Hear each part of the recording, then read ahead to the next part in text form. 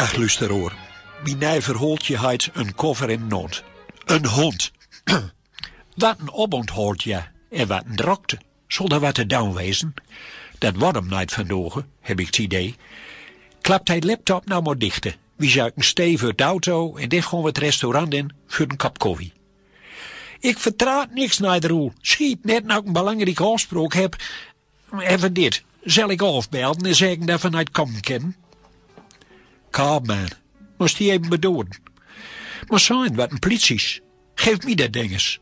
En wil we kijken waarof er precies los is. Vliegveld Eelde onderroemd, Roelion, op last van Marechaussee. Kerel nog aan touw, dat locht er niet om. Daarmee kriegen we een bom op kop. Dan is beurt met ons. Geen paniek, alleen kalm te kunnen ons redden.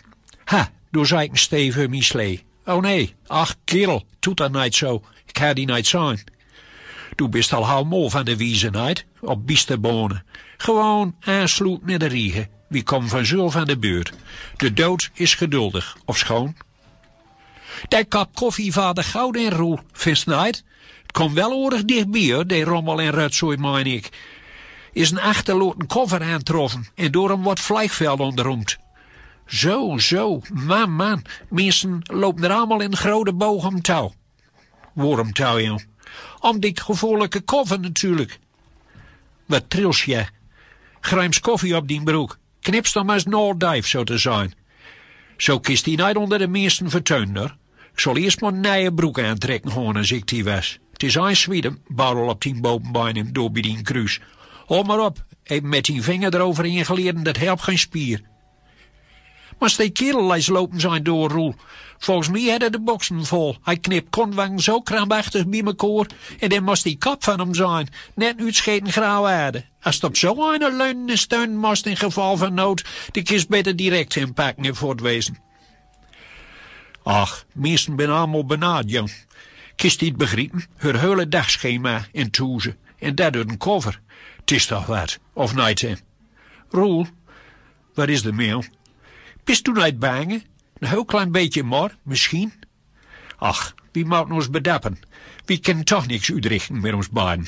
We zitten hier allemaal in hetzelfde pakket. En dat een kofferroel. Het laatste nijs. Komt nooit aan. Hè? Wat zeest? Komt nooit aan, Roel. Die moet de barrel opbluizen. Zwachten is op die hond. Wat voor een hond zal dat wezen?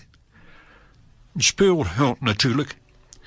Speurhond, dat bijst maar aan die koffersnuffelen. Door het zo'n daar even deur leert. En koffersnuffelen en bommen opsporen, dat is zijn werk. Als een man uitverkolen is, waar met een verstapte neuzen beginnen niks. Hij komt met een helikopter, Roel, die hond, waar het wachten op is. Hij komt met helikopter van Schiphol hier naar Eldetouw. Hij mag wel vertrokken hebben van duurt slim laak. Elk die belangrijk is en voor een oom of zelf denkt dat het heel interessant is, let mensen op zich wachten. Knup dat nou maar in die oren, jong. Kijk, door zitten, achter een kop koffie. Wel, die hond? Nee, Meulenman, die maar op met vliegtuig met.